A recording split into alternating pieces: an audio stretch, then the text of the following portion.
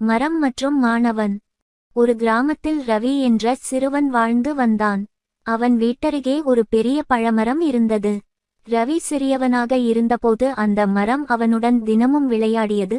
மேலே ஏறி குதித்து விளையாடுவான், அதன் நிழலில் அமர்ந்து புத்தகம் படிப்பான். காலம் சென்றது. ரவி பெரியவனானான். ஒருநாள் அவன் வருத்தத்துடன் மரத்திடம் சொன்னான், எனக்கு பள்ளிக்காசு வேண்டும். மரம் சிரித்துக் கூறியது, என் கிளைகளை வெட்டி விற்கலாம் மகனே.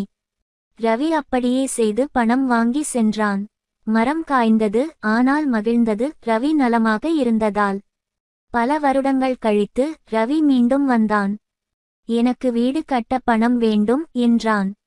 மரம் சொன்னது, என் தண்டை வெட்டி எடுத்துக்கொள், வீடு கட்டி மகிழ்ந்து வாழ்.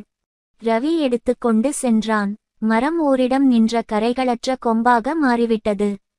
இன்னும் பல ஆண்டுகள் பின் வயதான ரவி மீண்டும் வந்தான். இப்போது எனக்கு எதுவும் வேண்டாம், அமர ஓர் இடம் வேண்டும்தான்.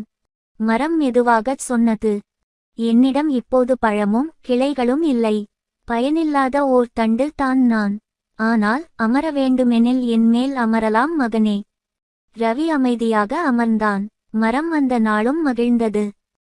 கதையின் நற்பொருள்: உண்மையான அன்பு எதையும் எதிர்பார்ப்பு இல்லாமல் கொடுக்கும்.